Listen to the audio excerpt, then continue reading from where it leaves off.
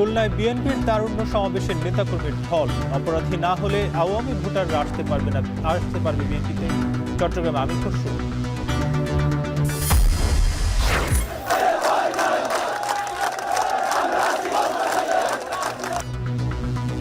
Mayor পদে ইশরাকের শপথের দাবিতে সচিবালয় অভিমুখে লং মার্চে পুলিশের বাধা। উপদেষ্টা আসিফের বিরুদ্ধে ক্ষোভ প্রকাশ। বাগুড়ার শিশু আসিয়া ধর্ষণ ও হত্যা মামলায় প্রধান আসামি হিটু শেখের মৃত্যুদণ্ড। বাকি 3 জন খালাসে অসন্তোষ পরিবারের। খালাসটা কি ঠিক হয়েছে? আমি হাইকোর্টের কথা বলতেছি, শাস্তি দেয়। ভারতে কোনো বাংলাদেশি থাকলে পুরসি নয়, কূটনৈতিক চ্যানেলে ফেরত পাঠানোর আহ্বান স্বরাষ্ট্র উপদেষ্টার। আমাদের বাংলাদেশি যদি কেউ ইন্ডিয়া থেকে থাকে, আপনারা প্রপার চ্যানেলে পাঠান। এবং মাইক্রো ক্রেডিট ব্যাংক হলে সহজে ঋণ পাবেন নতুন উদ্যোক্তারা, বললেন প্রধান উপদেষ্টা। ক্ষুদ্র ঋণ ব্যবস্থাপনায় প্রযুক্তি ব্যবহারের তাগিদ গভর্নরের।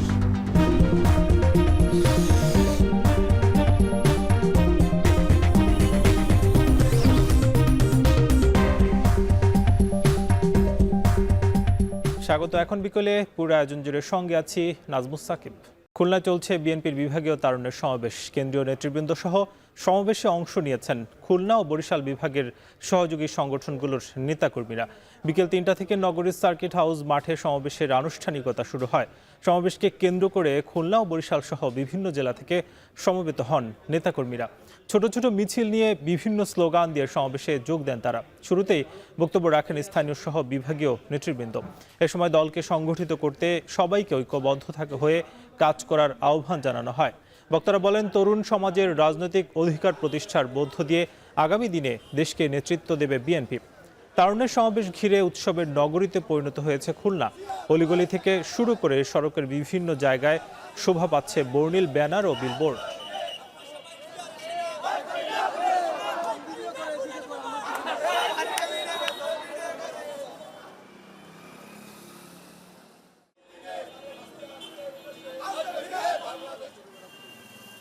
একত্রিত দফা বাস্তবায়নের জন্য বাংলাদেশ জাতীয়তাবাদী দল বিএনপি এবং এদেশের সাধারণ জনগণ কাজ করতেছে। তারই ধারাবাহিকতায় তরুণরাও এবং যুবকরা এখানে এগিয়ে আসবে। যুবদল, স্বেচ্ছাসেবক দল এবং ছাত্র দলের সমন্বয়ে আজকের এই তারুণ্যের সমাবেশ। এখান থেকে আমরা তারুণ্যের যে অধিকার আছে সেই অধিকার প্রতিষ্ঠার আদায়ের শপথ এখান থেকে আমরা নিয়ে যেতে চাই।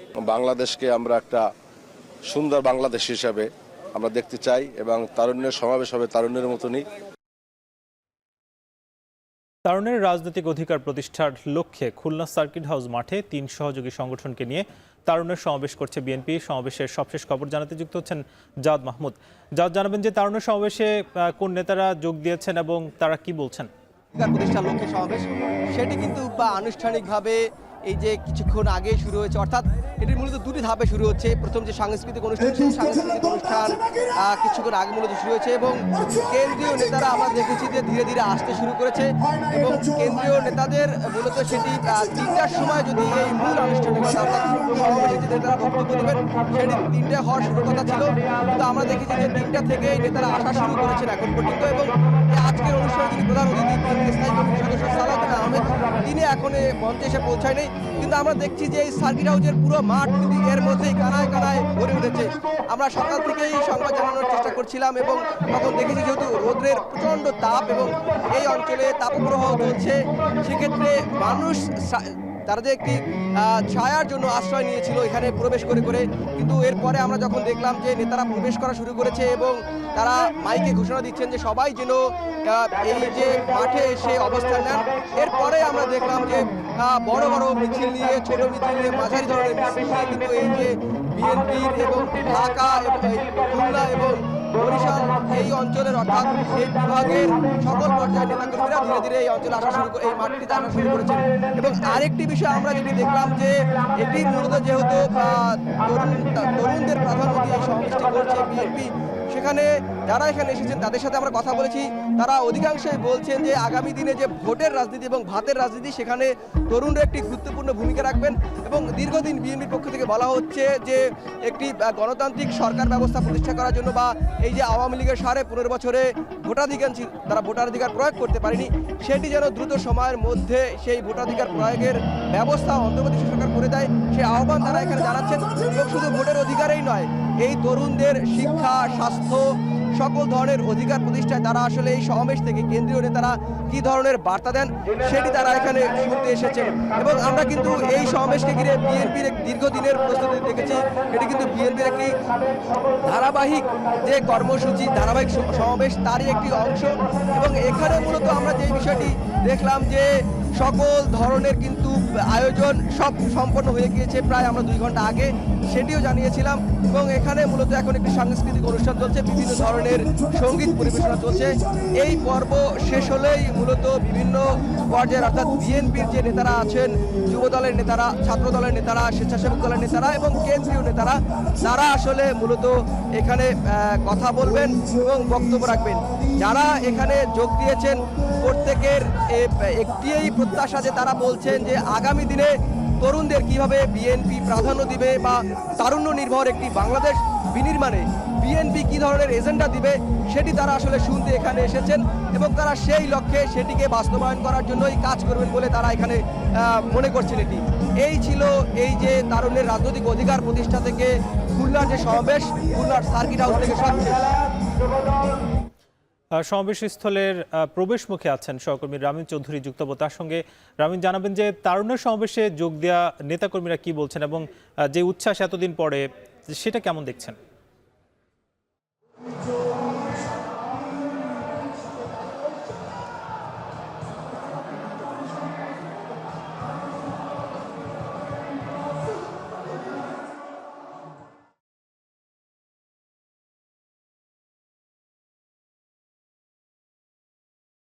শুনতে পাচ্ছেন কিনা আমরা জানতে চাচ্ছিলাম যে এই সমাবেশে নেতাকর্মী যারা যোগ দিয়েছেন তারা কি বলছেন বা তাদের মধ্যে উচ্ছ্বাসটা কেমন দেখছেন?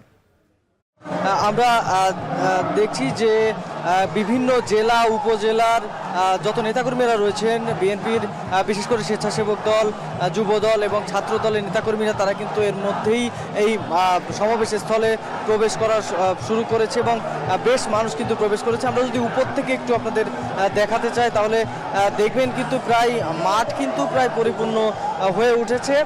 আমরা কিছুক্ষণ আগে দেখেছি কিন্তু মাঠে একেবারে লোকজন ছিল না, এখন কিন্তু হাজার হাজার মানুষ এখানে উপস্থিত হয়ে গেছে। এরই মধ্যে আমরা কিছুক্ষণ আগে দেখেছি যে দলে দলে মানুষ কিন্তু মিছিল নিয়ে এই যে সমাবেশ স্থল সার্কিট হাউস ময়দান সেখানে কিন্তু এখানে উপস্থিত হচ্ছেন। এখানে প্রথম যে সেশন ছিল, প্রথমে কিন্তু সভা পূর্ববর্তী একটি সাংস্কৃতিক অনুষ্ঠান, দেশের গান এবং বিভিন্ন রকম গান এখানে পরিবেশন করা হচ্ছে। এরপরে কিন্তু কেন্দ্রীয় নেতৃবৃন্দ যারা রয়েছেন তারা এখানে আসবেন এবং তারা এসে কিন্তু তাদের যে মূল বক্তব্য তারুণ্যের সমাবেশে, সেই সমাবেশের বক্তব্য কিন্তু তারা দিবেন। আপনি দেখতে পাচ্ছেন যে এখানে কিন্তু সার্কিট হাউসের যে পার্শ্ববর্তী যে রাস্তাগুলো সেগুলো কিন্তু একেবারেই জনসাধারণে ভরপুর হয়ে গেছে এবং এখানে মূলত কিন্তু মহানগরীর বাইরের এই খুলনার 10 জেলা এবং বরিশাল বিভাগের যে কয়টি জেলা রয়েছে প্রায় প্রত্যেকটা জেলা থেকে কিন্তু আসছে সাধারণ নেতাকর্মীরা। এবং আমরা দেখেছি যে সকাল থেকেই কিন্তু বিভিন্ন যারা দূর দূরান্ত থেকে আসছেন তারা কিন্তু সকালে এখানে পৌঁছে গেছেন। এর আগে কিন্তু আমরা দেখেছি যে গতকাল রাতেও অনেক নেতাকর্মীরা এখানে এসে হোটেল মোটেলে অবস্থান নিয়েছেন এবং তারা কিন্তু এখানে এই যে অনুষ্ঠান শুরু হয়েছে এখন কিন্তু তারা আস্তে আস্তে সকলেই এই সমাবেশ স্থলে উপস্থিত হওয়ার চেষ্টা করছেন। এখন কিন্তু আমরা দেখছি যে শত শত মানুষ কিন্তু তারা একের পর এক মিছিল নিয়ে তারা এই সমাবেশ স্থলে প্রবেশ করছেন। এখানে কিন্তু আজকে প্রচণ্ড গরম ছিল এবং এই গরমকে উপেক্ষা করে কিন্তু এখানে এই তারুণ্যের সমাবেশকে সফল করার লক্ষ্যে কিন্তু এখানে সবাই এসেছেন, এমনটাই বলছেন এখানকার যারা দূর দূরান্ত থেকে আসছেন সেসব নেতাকর্মীরা। তাদের সাথে আমরা কথা বলেছি, তারা যেটি বলছেন যে মূলত তার তরুণের যে রাজনৈতিক অধিকার প্রতিষ্ঠা তার লক্ষ্যেই কিন্তু মূলত আজকের এই সমাবেশ এবং এই সমাবেশ থেকে তরুণদের মধ্য থেকে যে রাজনৈতিক যে অধিকার আদায় এবং ভোটাধিকার আদায় সব কিছু নিয়ে কিন্তু আজকে কথা হবে, আলোচনা হবে এবং সাধারণ মানুষ কিন্তু তারা দেখবে যে আসলে এত বড় অনুষ্ঠান যে বিএনপি উপহার দিচ্ছে বাংলাদেশবাসীকে এবং তারা তরুণদেরকে বেশি প্রাধান্য দিচ্ছে, কারণ তরুণরাই আগামীর ভবিষ্যৎ এবং তরুণরা কিন্তু এই যে কার্যক্রমগুলো রয়েছে, রাজনৈতিক কার্যক্রম থেকে শুরু করে দেশ পরিচালনার যে কার্যক্রম, সব কিছুতেই তরুণরা আগে থাকবে এবং তরুণদেরকে প্রাধান্যতা বেশি দেওয়া হচ্ছে। তাই যেটি বলছেন এখানকার নেতাকর্মীরা যে এই যে সমাবেশ, এই সমাবেশ সফল হবে এবং দুই বিভাগ, বিশেষ করে খুলনা এবং বরিশালের যে দুই বিভাগ, এই দুই বিভাগের এই যে বিএনপি, স্বেচ্ছাসেবক দল বা যুবদল এবং ছাত্রদল, এর যে তরুণ নেতাকর্মীরা রয়েছেন তারাও উঠে আসবে এখান থেকে ভালো ভালো পর্যায়ে। তো এই ছিল আমার কাছে খুলনার সমাবেশ স্থলের সামনে থেকে সবশেষ খবর। খুলনাতে হচ্ছে তারুণ্যের সমাবেশ, সে খবর জানাচ্ছিলেন সহকর্মী রামিন চৌধুরী এবং তার আগে যুক্ত ছিলেন জাওয়াদ মাহমুদ। এদিকে বিএনপির স্থায়ী কমিটির সদস্য আমির খসরু মাহমুদ চৌধুরী বলেছেন, বিগত সময়ে আওয়ামী লীগকে ভোট দিলেও যারা সন্ত্রাসী কার্যক্রম করেনি তারা চাইলে বিএনপির সদস্য হতে পারবে। স্থায়ী কমিটির আরেক সদস্য ডক্টর আব্দুল মঈন খান বলেছেন, গণতন্ত্র পুনরুদ্ধারের একমাত্র উপায় হলো দ্রুত এবং সুষ্ঠু জাতীয় নির্বাচন। আর একই দিন জয়নুল আবদিন ফারুক জনগণের রোষানলে পড়ার আগেই নির্বাচনের সুনির্দিষ্ট রোডম্যাপ দিতে অন্তর্বর্তী সরকারের প্রতি আহ্বান জানিয়েছেন। চট্টগ্রাম ও ঢাকায় আলাদা অনুষ্ঠানে তারা কথা বলেন। বিস্তারিত আসিফ ইকবাল খানের প্রতিবেদনে। চট্টগ্রামে চলছে বিএনপির সদস্য নবায়ন ও সদস্য সংগ্রহ কার্যক্রম। বন্দর নগরীতে শনিবার সকালে এই কার্যক্রমের উদ্বোধন করে বিএনপির স্থায়ী কমিটির সদস্য আমির খসরু মাহমুদ চৌধুরী। কার্যক্রম উদ্বোধন শেষে বিএনপির শীর্ষ এই নেতা বলেন, বিগত সময়ে আওয়ামী লীগকে ভোট দিলেও যারা বিএনপি কার্যক্রমে বাধা দেয়নি, কোনো সন্ত্রাসী কার্যক্রম করেনি, তারা চাইলে বিএনপির সদস্য হতে পারবে। আওয়ামী লীগের দোসর যারা ছিল চিহ্নিত, এখন একজন ভালো লোক, সে হয়তো আওয়ামী লীগের ওই চিহ্নিত দোসর না, বা হয়তো আওয়ামী লীগকে সমর্থন করতেও পারে, আমরা জানি না, সে কাকে ভোট দিছে আমরা জানি না, কিন্তু সমাজের গ্রহণযোগ্য ব্যক্তি, সমাজে কোনোদিন রাজনৈতিকভাবে অস্থিরতা সৃষ্টি করে নাই, বিএনপির কার্যক্রমকে প্রতিহত করার চেষ্টা করে নাই, বাধাগ্রস্ত করতে চেষ্টা করে নাই, বিএনপির নেতা কর্মীদেরকে হয়রানির শিকার করে নাই, পারলে ইনডাইরেক্টলি সহযোগিতাও করেছে বিভিন্ন ক্ষেত্রে, তাদের তো হতে কোনো বাধা নেই, তাদের হতে বাধা নেই। সুতরাং এই জায়গাটায় আমাদেরকে খুব সঠিকভাবে সিদ্ধান্ত নিতে হবে। এদিকে জাতীয়তাবাদী বাউল দলের 18তম প্রতিষ্ঠা বার্ষিকী উপলক্ষে বিএনপির প্রতিষ্ঠাতা ও সাবেক রাষ্ট্রপতি জিয়াউর রহমানের সমাধিতে শ্রদ্ধা নিবেদন করেন বিএনপির স্থায়ী কমিটির সদস্য ডক্টর আব্দুল মঈন খান। তিনি বলেন, প্রতিহিংসার রাজনীতি নয়, বিএনপি চায় সব গণতন্ত্রকামী মানুষকে সঙ্গে নিয়ে দেশ গঠন করতে। বিএনপির শীর্ষ এই নেতা বলেন, গণতন্ত্র পুনরুদ্ধারের একমাত্র উপায় হল দ্রুত ও সুষ্ঠু জাতীয় নির্বাচন। আমরা স্বাধীনতায় বিশ্বাস করি বাংলাদেশের, আমরা বাংলাদেশের গণতন্ত্রে বিশ্বাস করি। আমরা দেশে গণতন্ত্র ফিরিয়ে আনতে চাই যত দ্রুত সম্ভব, এবং আমরা চাই সেটা করতে আমরা বলেছি একটি মাত্র পদ্ধতি রয়েছে, সেই পদ্ধতির নাম হচ্ছে সুষ্ঠু নিরপেক্ষ নির্বাচন। একই দিন সকালে জাতীয় প্রেস ক্লাবে বাংলাদেশ তরুণ দলের আলোচনা সভায় অংশ নেন বিএনপির আরেক শীর্ষ নেতা জয়নুল আবদিন ফারুক। এ সময় জনগণের রোষানলে পড়ার আগেই সরকারকে নির্বাচনের সুনির্দিষ্ট রোড ম্যাপ দেওয়ার আহ্বান জানান তিনি। বলেন, করিডোরের মতো বড় বড় সংস্কার নয়, দেশের মানুষ প্রয়োজনীয় সংস্কার শেষে সুষ্ঠু নির্বাচন চায়। আপনার এখন গুরু দায়িত্ব একটা, গুনগুন করে কানের মধ্যে কারো কথা না শুনে আপনি যেরকম স্ট্রেট ফরওয়ার্ড এমন একটি নির্বাচনের ব্যবস্থা করে দেন, সেই নির্বাচনে বাংলাদেশে যেই সকলের রাজনৈতিক দল ঐক্যবদ্ধভাবে হাসিনার বিরুদ্ধে সংগ্রাম করে গণতন্ত্র এনেছে, সেই দলগুলো আবার ঐক্যবদ্ধভাবে নির্বাচন করে সরকার গঠন করবে। বিএনপি চেয়ারপারসনের উপদেষ্টা কারো কথা না শুনে অন্তর্বর্তী সরকারকে দ্রুত নির্বাচন দেওয়ার আহ্বান জানান, যেন সকল দল ঐক্যবদ্ধ হয়ে সেই নির্বাচনে অংশ নিতে পারে। করিডোরের প্রশ্ন কেন আসে? এত বড় বড় সংস্কারের প্রশ্ন কেন আসে? সুমাইরা রাত্রি, এখন, ঢাকা। বিএনপি নেতা ইশরাক হোসেনের ঢাকা দক্ষিণের মেয়র পদে শপথ গ্রহণের বিলম্বের প্রতিবাদে সচিবালয় অভিমুখে লং মার্চ কর্মসূচি পালন করেছেন তার কর্মী সমর্থকরা। সকাল থেকে ঢাকাবাসীর আয়োজনে নগর ভবনের সামনে কর্মসূচিতে অংশ নেন সাধারণ ভোটাররাও। এদিকে সচিবালয় অভিমুখে পদযাত্রায় বাধা দেয় পুলিশ। এ সময় উপদেষ্টা আসিফ মাহমুদের বিরুদ্ধে ক্ষোভ প্রকাশ করেন কর্মী সমর্থকরা। আগামীকালও বিক্ষোভ কর্মসূচি করার ঘোষণা দেওয়া হয়। বিস্তারিত প্রতিবেদনে।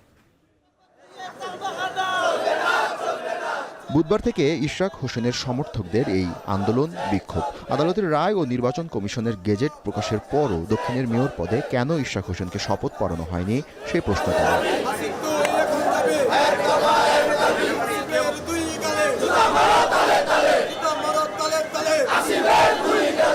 এ সময় সমর্থকদের হাতে থাকা নানা প্ল্যাকার্ড ফেস্টুনে ইশরাক হোসেনকে দায়িত্ব বুঝিয়ে দেওয়ার বার্তা। শনিবার সকালে নগর ভবনের সামনে অবস্থান নিয়ে বিক্ষোভ করেন হাজারো সমর্থক। খণ্ড খণ্ড আরও মিছিল নিয়ে নগর ভবনে আসতে থাকেন নেতাকর্মীরা। এ সময় তারা একের পর এক স্লোগান দিতে থাকেন। সেটা একটা ষড়যন্ত্র চলতেছে, যেহেতু আদালত তাকে রায় দিছে, এখানে তাকে বসতে দেওয়া হচ্ছে না। আমরা এখানে তাকে দেখতে চাই। আমাদের দাবি না মানা হচ্ছে, আমরা রাজপথে থাকবো, এখানে আন্দোলন চালিয়ে যাব। তার ন্যায্য তার সিটে তার জায়গা তাকে বসতে দিতে হবে। পরে নগর ভবনের সামনে থেকে সচিবালয় অভিমুখে পদযাত্রা কর্মসূচি শুরু করে, যা পুলিশি বাধার মুখে গুলিস্তান পল্টন প্রেস ক্লাবের সামনে সড়ক প্রদক্ষিণ করে নগর ভবনের সামনে এসে শেষ হয়। ঘোষণা করা হয় নতুন কর্মসূচিতে অংশগ্রহণকারীদের অভিযোগ একটি মহল গণতান্ত্রিক পথকে বাধা দিচ্ছে। এ সময় উপদেষ্টা আসিফ মাহমুদকে নগর ভবনে অবাঞ্ছিত ঘোষণা করেন। ইঞ্জিনিয়ার ইশরাক হোসেন যদি তার দায়িত্বে বসে, এই দুর্নীতি বন্ধ হয়ে যাবে। গেজেট প্রকাশিত হওয়ার পরেও যদি নগর ভবনে একজন নগর পিতা ইশরাক হোসেন সাহেবকে বসানো না হয়, সেক্ষেত্রে আমি মনে করবো এর পিছনে একটা কালো ছায়া। আমরা স্থানীয় সরকার পল্লী উন্নয়ন সহায়ক মন্ত্রণালয়ের মাননীয় উপদেষ্টার কার্যক্রমকে আমরা তীব্র প্রতিবাদ জানিয়ে স্থানীয় সরকার পল্লী উন্নয়ন সভায় উপদেষ্টা জনাব সজীব ভুইয়া, আসিফ মাহমুদ সজীব ভুইয়াকে ঢাকা সিটি কর্পোরেশনে অবাঞ্ছিত ঘোষণা করলাম। 2020 সালের 1 ফেব্রুয়ারি ঢাকা দক্ষিণ সিটির নির্বাচন হয়। ওই নির্বাচনে আওয়ামী লীগের শেখ ফজলেনুর তাপসকে মেয়র ঘোষণা করা হয়। পরে চলতি বছরের 27 মার্চ ইশরাককে মেয়র ঘোষণা করেন ঢাকার প্রথম যুগ্ম জেলা জজ ও নির্বাচনী ট্রাইব্যুনালের বিচারক মোহাম্মদ নুরুল ইসলাম। এরপর 27 এপ্রিল ইশরাক হোসেনকে নতুন মেয়র ঘোষণা করে গেজেট প্রকাশ করে ইসি। জাবেদ আব্দুল্লাহ, এখন, ঢাকা। অভিযোগ গঠনের 25 দিনের মাথায় ঘোষণা হলো শিশু আসিয়া ধর্ষণ ও হত্যা মামলার রায়। মৃত্যুদণ্ড দেয়া হলো প্রধান আসামি হিটু শেখকে। তবে তার 2 ছেলে এবং স্ত্রীকে খালাস দেয়ায় অসন্তোষ প্রকাশ করেন আসিয়ার মা। এই রায় পর্যালোচনা করে উচ্চ আদালতে যাবার সিদ্ধান্ত নেওয়া হবে বলে জানান রাষ্ট্রপক্ষের আইনজীবী। বিস্তারিত প্রতিবেদনে। বোনের বাড়িতে বেড়াতে গিয়ে বোনের শ্বশুর দ্বারা শিশু আসিয়া ধর্ষণ ও হত্যা মামলার রায় ঘোষণার পূর্ব নির্ধারিত দিন ছিল শনিবার। সমগ্র দেশবাসীর চোখ ছিল মাগুরার দিকে। কি রায় হতে যাচ্ছে বহুল আলোচিত এই ঘটনা নিয়ে মাত্র 14 কর্মদিবসে মাগুরা নারী ও শিশু ট্রাইব্যুনালের বিচারক জাহিদ হাসান সকাল 9:30টার দিকে রায় ঘোষণা করেন। মামলায় প্রধান অভিযুক্ত হিটু শেখকে মৃত্যুদণ্ড ও 1 লাখ টাকা জরিমানার রায় দেন বিচারক। এছাড়া বাকি 3 জনকে দেওয়া হয় বেকসুর খালাস। মামলার রায় ঘোষণার পরই ক্ষোভ প্রকাশ করেন আসিয়ার স্বজনরা। হিটু শেখের ফাঁসি হলেও বাকি আসামিদের খালাস দেওয়ায় সন্তুষ্ট নন তারা। তাদের দাবি খালাস পাওয়া আসামিরা ধর্ষণ ও হত্যায় সহযোগিতা করেছে। ওরা তো সারিয়ে দোষী, কারণ ওরা তো হুমকিতে ওরা মুখ আটকায় রাখছে, মারিয়ে তো ওরা মুখ আটকায় রাখছে। কারণ ওর জীবনটা তো শেষ হয়ে যেত যদি সকালবেলা না হতো, মানুষ যদি জানাজানি না হয়ে যেত, তো কিভাবে ওরা খালাস দিল? আমি তো এত খুশি না। আমি হাইকোর্টের কাছে বলতেছি এত যেন ওরা শাস্তি দেয়। রাষ্ট্রপক্ষের আইনজীবী বলছেন, মামলার সকল কাগজপত্র পাওয়ার পর যাচাই বাছাই শেষে প্রয়োজনে উচ্চ আদালতে আপিল করা হবে। প্রধান আসামিকে মৃত্যুদণ্ড দেয়ায় প্রসিকিউশনের দাবি অনুযায়ী, এভিডেন্স অন রেকর্ড অনুযায়ী রাষ্ট্রপক্ষ থেকে আমরা সেটাকে সন্তুষ্ট হয়েছি। যে আসামিদেরকে তিনি অ্যাকুইট বা খালাস করেছেন সেটি রায় পর্যালোচনা করে সংশ্লিষ্ট কর্তৃপক্ষের সাথে আলোচনার ভিত্তিতে তাদের ইনস্ট্রাকশনস অনুযায়ী পরবর্তীতে প্রয়োজনে আপিল দায়ের করা হবে। সাধারণ মানুষ সন্তুষ্টি প্রকাশ করলেও এই ধরনের ঘটনা যেন পুনরাবৃত্তি না হয় সেদিকে প্রশাসনের প্রতি সজাগ থাকার আহ্বান জানান। এ দেখে অন্ততপক্ষে অন্যান্য জনগণও কিছুটা সচেতন হবে, কারণ কি এ যে জঘন্য অপরাধটা করেছে এটা তো আসলে আমাদের কাম্য না। এই রায়টা সমাজে বার্তা দিল যে কোনো অপরাধী কোনো অপরাধ করে পার পেয়ে যাবে না। আজকের রায়টা বাংলা ভাষার জন্য একটা বিরাট মাইল ফলক এবং সবাই এত খুশি। গত 6 মার্চ 8 বছরের শিশু আসিয়াকে ধর্ষণ করে হিটু শেখ। পরে মুমূর্ষু অবস্থায় মাগুরা সদর হাসপাতালে ভর্তি করা হয় তাকে। অবস্থার অবনতি হলে পরদিন ফরিদপুর মেডিকেল কলেজ হাসপাতাল এবং সেখান থেকে ঢাকা মেডিকেল কলেজ হাসপাতালে ভর্তি করা হয়। পরে সেনাবাহিনীর তত্ত্বাবধানে সম্মিলিত সামরিক হাসপাতালে চিকিৎসা শুরু হয় শিশু আসিয়ার। গত 13 মার্চ সকালে সেখানে আসিয়া মারা যান। এ ঘটনার পর দ্রুত বিচার কার্যকরে নারী ও শিশু নির্যাতন দমন আইনের সংশোধনী আনে সরকার। দেশের ইতিহাসে দ্রুততম সময়ে মাগুরার শিশু আসিয়া ধর্ষণ এবং হত্যা মামলার যে রায় ঘোষণা করা হয়েছে এটি একটি যুগান্তকারী ঘটনা। এই ঘটনার মধ্য দিয়ে অপরাধীরা যেমন সতর্ক থাকবে, তেমনি আইনের শাসন প্রতিষ্ঠা হবে বলে মনে করছেন বিশেষজ্ঞরা। তরিকুল ইসলাম, এখন মাগুরা। ভারতে কোনো বাংলাদেশি থাকলে পুষিন না করে কূটনৈতিক চ্যানেলে পাঠানোর আহ্বান জানিয়েছেন স্বরাষ্ট্র উপদেষ্টা জাহাঙ্গীর আলম চৌধুরী। দুপুরে পশ্চিম সুন্দরবনের সাতক্ষীরা রেঞ্জের বাংলাদেশ ভারত সীমান্তে রায়মঙ্গল নদীর বয়সিং এলাকার বিজিবির ভাসমান বিওপি উদ্বোধন শেষে তিনি আরও বলেন, বাংলাদেশে অবস্থানকারী অবৈধ ভারতীয়দের ভারতের মতো পুশব্যাক করা হবে না, নিয়ম মেনে ফেরত পাঠানো হবে। আমরা তাদের জানিয়েছি আমাদের বাংলাদেশি যদি কেউ ইন্ডিয়া থেকে থাকে আপনারা প্রপার চ্যানেলে পাঠান। প্রত্যেকটার একটা প্রপার চ্যানেল আছে, যেমন আমরাও ইন্ডিয়ার যারা বাংলাদেশে আছে তাদেরও আমরা প্রপার চ্যানেলে পাঠাই। আমরা কিন্তু কাউরে পুশিং করি না। তো এই জন্য তাদেরও বলা হয়েছে তারা প্রপার চ্যানেলে যদি বাংলাদেশিরা থাকে তাদের পাঠান। গতকালকে আপনারা দেখছেন যে সেই ব্রাহ্মণবাড়িয়া ওই সীমান্ত কিন্তু তারা পুশিংয়ের চেষ্টা করছে, বাট বিজিবির সাথে আনসার এবং জনগণের সহায়তায় তারা কিন্তু করতে পারেনি। এইসব এলাকায় আমি আপনাদের অনুরোধ করব, আপনারা সবাই যদি সহযোগিতা করেন ইন্ডিয়া পুশিং করতে পারবে না। আমাদের বর্ডারটা এত বিস্তৃত, আসলে প্রতিটি জায়গা তো গার্ড করা সম্ভব না। এই জন্যই আমরা জনগণের সাহায্য চেয়েছি, আনসারের সাহায্য নিচ্ছি। পুলিশ এবং আপনারাও অনেক প্রত্যন্ত অঞ্চলে কাজ করেন, এটা নিয়ম বহির্ভূতভাবে কাজ হচ্ছে, এটা আমি আগেও বলেছি। তো আমরা চাই এটা যদি বাংলাদেশি নাগরিক হয় সেটা যেন একটা নিয়ম মাফিকভাবে আমরা হস্তান্তর গ্রহণের মাধ্যমে আমরা নিতে পারি।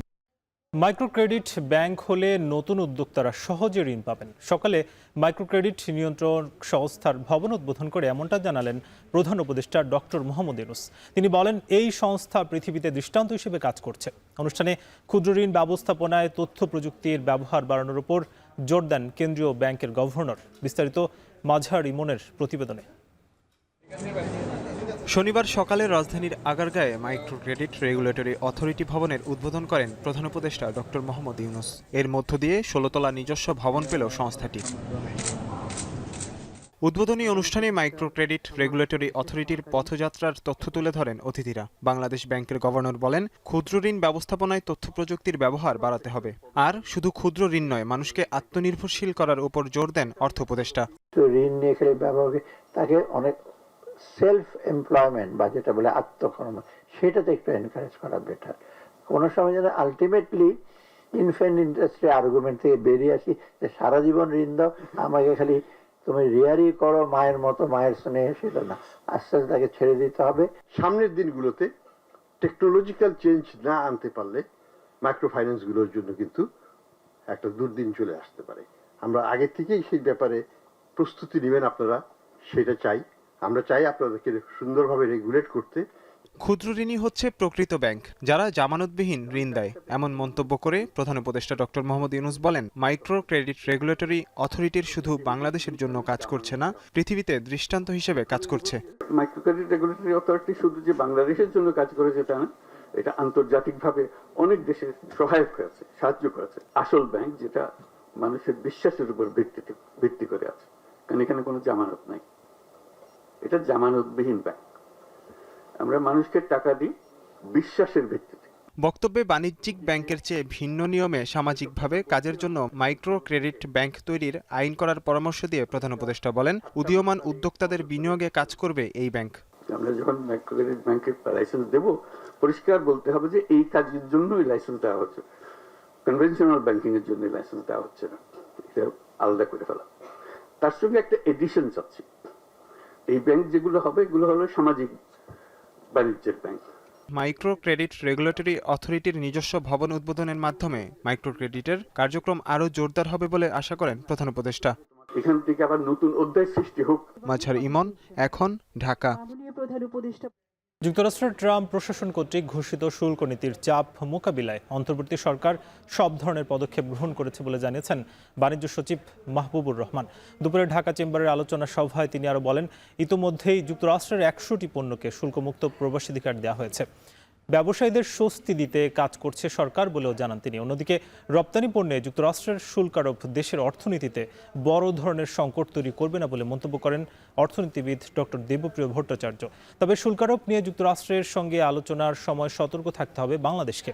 এদিকে যুক্তরাষ্ট্রের শুল্ক নীতি থেকে রেহাই পেতে দেশটিকে বাংলাদেশের বাজারে বিশেষ সুবিধা দিলে অন্যান্য দেশগুলো একই প্রত্যাশা করতে পারে। তাই বিষয়টিকে বিচক্ষণতার সঙ্গে মোকাবেলা করার কথাও বলেন তিনি।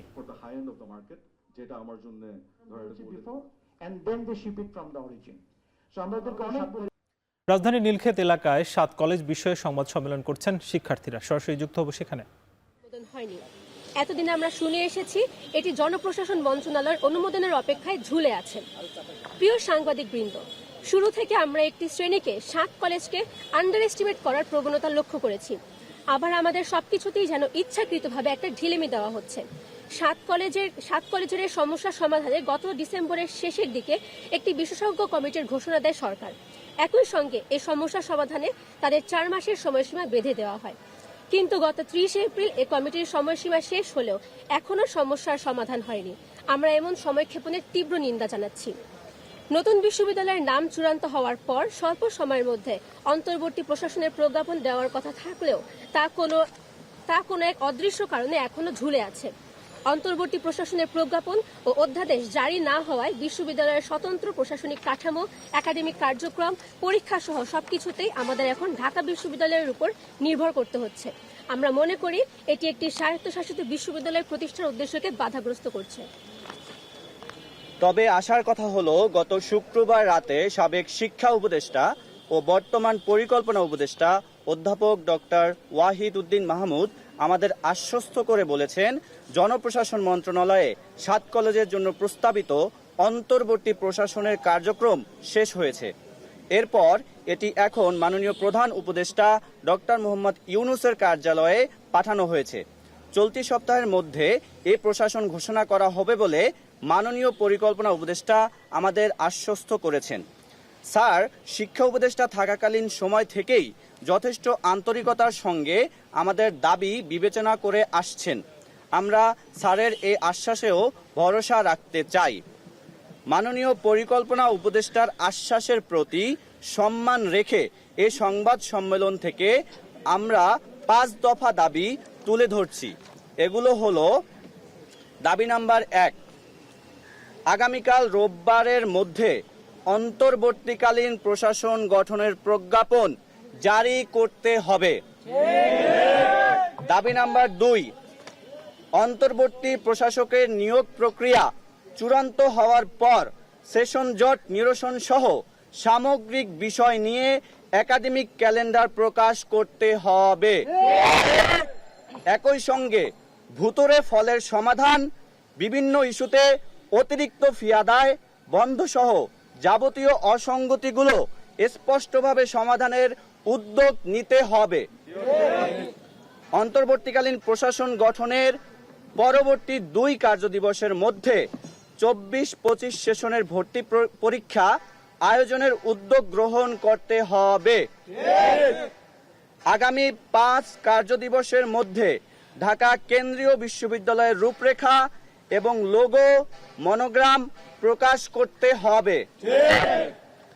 আগামী 1 মাসের অর্থাৎ আগামী 16ই জুন 2025 খ্রিস্টাব্দ, আমি আবার বলছি, আগামী 1 মাসের অর্থাৎ আগামী 16ই জুন 2025 খ্রিস্টাব্দ এর মধ্যে নতুন বিশ্ববিদ্যালয়ের অধ্যাদেশ জারি করতে হবে। একই সঙ্গে 2025-26 অর্থ বছরের বাজেটে, আমি আবার বলছি, আগামী 2025-26 অর্থ বছরের বাজেটে নবগঠিত বিশ্ববিদ্যালয়ের জন্য অর্থ বরাদ্দ দিতে হবে। প্রিয় সাংবাদিকবৃন্দ, আমরা শুরু থেকেই সরকারের যে কোনো সিদ্ধান্তের প্রতি শ্রদ্ধাশীল ছিলাম। দাবি বাস্তবায়নে আমরা সরকারকে সব ধরনের সহযোগিতাও করেছি। এজন্য মাঠের আন্দোলনের পাশাপাশি টেবিলের আলোচনাও জারি রেখেছি। এখনো আলোচনার পথ বন্ধ হয়নি। আমরা আলোচনায় প্রস্তুত আছি। আমরা আমাদের শিক্ষার অধিকারটুকু চাই। আমরা আর রাজপথে নামতে চাই না। আমরা আন্দোলন সংগ্রাম ছেড়ে পড়ার টেবিলে ফিরে গিয়েছি। তবে রাষ্ট্র বারবার আমাদের পড়ার টেবিল ছেড়ে রাজপথে ফিরতে বাধ্য করেছে। আগামী রোববার 7 কলেজের শিক্ষার্থীরা সরাসরি কথা বলছিলেন, আমরা যুক্ত ছিলাম সেখানে। এদিকে ঢাকা বিশ্ববিদ্যালয় শাখা ছাত্রদল নেতা শাহরিয়ার আলম সাম্য হত্যা মামলায় গ্রেপ্তার 3 জনকে 6 দিন করে রিমান্ড দিয়েছেন আদালত। শনিবার শুনানি শেষে আদেশ দেন ঢাকার মহানগর হাকিম শাহিন রেজা। গত বৃহস্পতিবার আসামিদের 10 দিনের রিমান্ড চেয়ে আবেদন করেন তদন্ত কর্মকর্তা তৌফিক হাসান। ওই আবেদনের ওপর আসামিদের উপস্থিতিতে আজ শুনানি শেষে বিচারক 6 দিনের রিমান্ড মঞ্জুর করেন। এদিকে শুনানিতে আসামিদের পক্ষে কোনো আইনজীবী ছিলেন না। গত মঙ্গলবার রাত 11টার দিকে সোহরাওয়ার্দী উদ্যানে ছুরিকাঘাতে আহত হন শাহরিয়ার আলম সৌম্য। রাত 12টার দিকে তাকে ঢাকা মেডিকেলে নেওয়া হলে চিকিৎসক মৃত ঘোষণা করেন। পরদিনই নিহতের বড় ভাই শরীফুল ইসলাম শাহবাগ থানায় 10 থেকে 12 জনকে আসামি করে মামলা দায়ের করেন।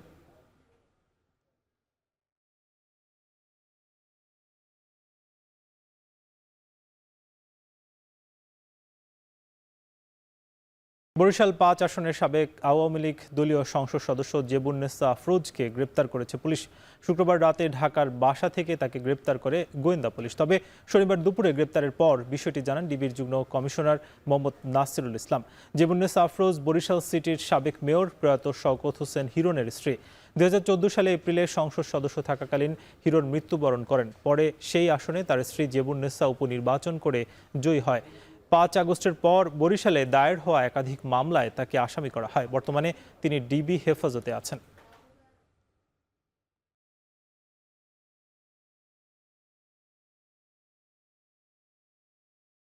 এদিকে নারায়ণগঞ্জ সিটি কর্পোরেশনের সাবেক মেয়র ডক্টর সেলিনা হায়াত আইভিকে বিস্ফোরক আইনের 2টি মামলায় গ্রেপ্তার দেখানো হয়েছে।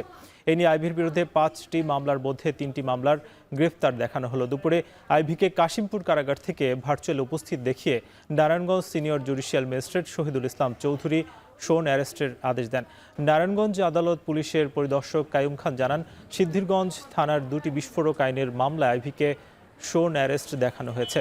2024 সালের 19 এপ্রিল সিদ্ধিরগঞ্জ থানায় দায়ের করা বিস্ফোরক আইনের একটি মামলায় এবং 16 এপ্রিল দায়ের করা অপর একটি বিস্ফোরক আইনের মামলায় আইভিকে গ্রেপ্তারের আবেদন করা হয়। এ সময় আদালত 2টি মামলার শুনানি শেষে আইভিকে গ্রেপ্তার দেখানোর আদেশ দেন। এ সময় কাশিমপুর কারাগার থেকে ভার্চুয়াল আইভিকে উপস্থিত দেখানো হয়। কবি ও চিন্তক ফরহাদ মজহার বলেছেন, মাস্টারমাইন্ড পরিচয় করিয়ে দিয়ে ডক্টর ইউনূস মারাত্মক ক্ষতি করেছেন।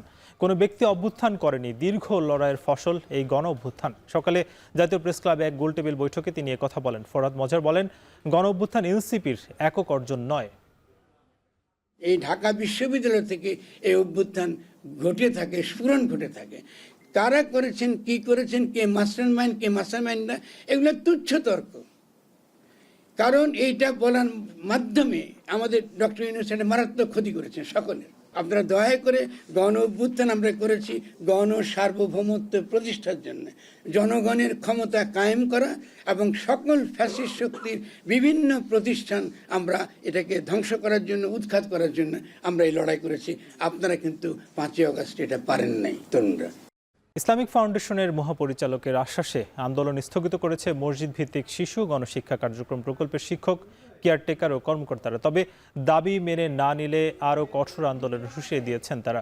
এর আগে 5 মাসের বকেয়া বেতন সহ 5 দফা দাবিতে সকাল 10টা থেকে পরিকল্পনা কমিশনের সামনের সড়কের যান চলাচল বন্ধ করে দিয়ে বিক্ষোভ করেন তারা। মসজিদ ভিত্তিক শিশু গণশিক্ষা কার্যক্রমের শিক্ষকরা জানান, চাকরি স্থায়ীকরণ, রাজস্ব খাতে অন্তর্ভুক্তি, বেতন বৃদ্ধির দাবিতে সারা দেশ থেকে এসেছেন তারা। একই সাথে গত ঈদুল ফিতরের পাওনা বোনাস, ঈদুল আজহার বোনাস এবং 5,000 টাকা থেকে বাড়িয়ে মাসিক বেতন 15,000 টাকা করার দাবিও জানান তারা। পরবর্তীতে শিক্ষক প্রতিনিধি দলের সঙ্গে বৈঠক করেন ইসলামিক ফাউন্ডেশনের মহাপরিচালক ও সংশ্লিষ্টরা। সেখানে মৌখিকভাবে 5 দফা মেনে নেওয়ার আশ্বাস দেওয়া হয়। এর পরিপ্রেক্ষিতে আন্দোলন সাময়িকভাবে স্থগিত করেন মক্তবভিত্তিক শিক্ষকরা।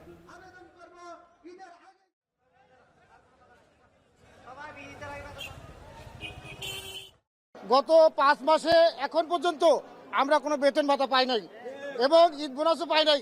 সামনে ঈদুল আজহা আছে, তার পূর্বে আমাদের এই বকেয়া বেতন ঈদুল আজহার বোনাস সহ আমাদেরকে পরিশোধ করতে হবে। অর্থ সচিব, প্ল্যানিং সচিব, ইসলামের মহাপরিচালক এদের মুখের কথা যদি আশ্বাস না হয়, এখানে বসে ডিক্লেয়ার দিয়েছে তারা সবাই, তারপরেও যদি ওনারা বলেন আমরা আশ্বস্ত না, আর কিছু করার নেই। 2025-26 অর্থ বছরের জন্য 35,000 কোটি টাকা কমিয়ে 2,30,000 কোটি টাকার বার্ষিক উন্নয়ন কর্মসূচি এডিপির খসড়া চূড়ান্ত করেছে পরিকল্পনা কমিশন। আগামী রোববার জাতীয় অর্থনৈতিক পরিষদ এনইসির বৈঠকে অনুমোদনের জন্য খসড়াটি উপস্থাপন করার কথা রয়েছে। এডিপিতে সরকারি তহবিলের 1,44,000 কোটি এবং বৈদেশিক সহায়তা থেকে 86,000 কোটি টাকা খরচের লক্ষ্যে ধরা হচ্ছে। তবে সংস্থার নিজস্ব অর্থায়ন 8,599 কোটি 71 লাখ টাকা যোগ করা হলে মোট এডিপির আকার দাঁড়াবে 2,38,599 কোটি 71 লাখ টাকা। নতুন অর্থ বছরে 5 খাতে যাচ্ছে মোট বরাদ্দের 69.93%। খাতগুলো হচ্ছে পরিবহন, বিদ্যুৎ ও জ্বালানি, শিক্ষা, গৃহায়ন ও কমিউনিটি ও স্বাস্থ্য। এছাড়া এডিপির সবচেয়ে বেশি বরাদ্দ পাচ্ছে 10 মন্ত্রণালয়। এডিপিতে বরাদ্দ সহ মোট প্রকল্প থাকছে 1,143টি। এর মধ্যে বিনিয়োগ প্রকল্প 969টি, সমীক্ষার 19টি, কারিগরি সহায়তার 97টি এবং সংস্থার নিজস্ব অর্থায়নের প্রকল্প থাকবে 58টি। এগুলোর বাইরে অনুমোদনহীন নতুন প্রকল্প থাকবে 990টি। 1 মাসের মধ্যে বাংলাদেশ ক্রিকেট বোর্ড বিসিবিতে দ্বিতীয় দফায় অভিযান পরিচালনা করল দুদক। দুপুরে অভিযান শেষে গণমাধ্যমে সংস্থাটি জানিয়েছে, তৃতীয় বিভাগ ক্রিকেটে দল মনোনয়নে অনিয়ম পেয়েছে তারা। একই সঙ্গে বিসিবির আর্থিক অনিয়ম নিয়ে অধিকতর তদন্তের কথা জানিয়েছে দুর্নীতি দমন কমিশন। থার্ড ডিভিশন কোয়ালিফাইংয়ের ইস্যুটা কতটুকু স্পষ্ট বা স্বচ্ছ কিনা, যৌক্তিকতা কতটুকু বা এর বৈধতা কেমন, এই ব্যাপারগুলো আমরা বাছাই প্রক্রিয়াতে অনিয়ম ছিল কিনা সেটা দেখলাম। পাশাপাশি বিসিবি যে গঠিত হয়েছে এটা একটা গঠনতন্ত্রের আলোকে পরিচালিত হচ্ছে। সেই গঠনতন্ত্রটাকে কতটুকু বৈধ বা কতটুকু সিদ্ধ সেই ব্যাপারটা আমরা আজকে পর্যালোচনা করেছি। আমাদের কাছে অভিযোগ ছিল যে গঠনতন্ত্রে কিছু অ্যানোমালিজ আছে, আমরা সেই ব্যাপারটা দেখেছি।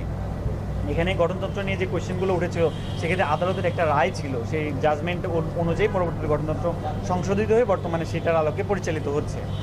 তবে গঠনতন্ত্রে আমরা পর্যালোচনা বা যাচাইয়ের ক্ষেত্রে যে একটা বিষয় খেয়াল করেছি যে এখানে একটা খুব সুন্দর স্ট্রাকচার্ড এবং অর্গানাইজ একটা প্রতিষ্ঠান হিসেবে তৈরি হওয়ার কথা ছিল বিসিবি, কিন্তু এই জায়গাতে আমরা গ্যাপ পেয়েছি। এশিয়ান কাপ বাছাইয়ের আগে জর্ডান ও ইন্দোনেশিয়ার বিপক্ষে ত্রিদেশীয় সিরিজ খেলবে বাংলাদেশ নারী ফুটবল দল। ভুটানের লিগে খেলার অভিজ্ঞতা এই সিরিজে কাজে লাগাতে চান মনিকা চাকমা। বিভক্তি ভুলে দলের সিনিয়র জুনিয়র সবাই মিলে দেশকে ভালো কিছু উপহার দিতে চান তিনি। ওদের লিগটা অনেক প্রফেশনাল, তো আমার মনে হয় যে যে খেলাটা আমরা যেভাবে খেলছি, আমরা যেভাবে ওখানে ট্রেনিং করছি, তো ওইগুলো যদি আমরা কাজে লাগাতে পারি তাহলে আমার মনে হয় ভালো একটা রেজাল্ট হবে। জর্ডান অবশ্যই শক্তিশালী আমাদের, আমরা চেষ্টা করব আমাদের ভালো দেওয়ার। তো আমার মনে হয় না যে ইফেক্ট হবে। বিগত দিনে আমরা যেভাবে খেলছি ওভাবেই খেলবো, ভালো খেলার চেষ্টা করব, দেশের জন্য ভালো একটা খেলা উপহার দেওয়ার চেষ্টা করব। শেষ করছি এখন বিকেল, তার আগে শিরোনামগুলো জানাবো আরো একবার।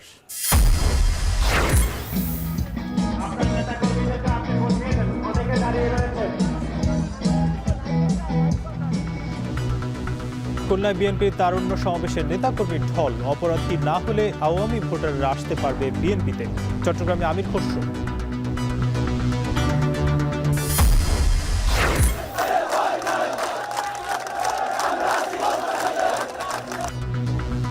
মেয়র পদে ইশরাকের শপথের দাবিতে সচিবালয় অভিমুখে লং মার্চে পুলিশের বাধা, উপদেষ্টা আসিফের বিরুদ্ধে ক্ষোভ প্রকাশ। মাগুরার শিশু আসিয়া ধর্ষণ ও হত্যা মামলায় প্রধান আসামি হিটু শেখের মৃত্যুদণ্ড, বাকি 3 জন খালাসে অসন্তোষ পরিবারের। খালাসটা কি ঠিক হয়েছে? আমি হাইকোর্টের কাছে বলতেছি এতজন ওরা শাস্তি দেয়। ভারতে কোনো বাংলাদেশি থাকলে পৌঁছে নয় কূটনৈতিক চ্যানেলে ফেরত পাঠানোর আহ্বান স্বরাষ্ট্র উপদেষ্টার। আমাদের বাংলাদেশি যদি কেউ ইন্ডিয়া থেকে থাকে আপনারা প্রপার চ্যানেলে পাঠান। এবং মাইক্রো ক্রেডিট ব্যাংক হলে সহজে ঋণ পাবেন নতুন উদ্যোক্তারা, বললেন প্রধান উপদেষ্টা। ক্ষুদ্র ঋণ ব্যবস্থাপনায় প্রযুক্তি ব্যবহারের তাগিদ গভর্নরের। এ ছিল এখন বিকেলের আয়োজন। এখন টেলিভিশন ওয়েবসাইটে দেখুন এখন.টিভি। এছাড়া ফেসবুকে যুক্ত হতে পারেন facebook.com/tv.এখন, ইউটিউবে যুক্ত হতে পারেন youtube.com/c/এখন.tv।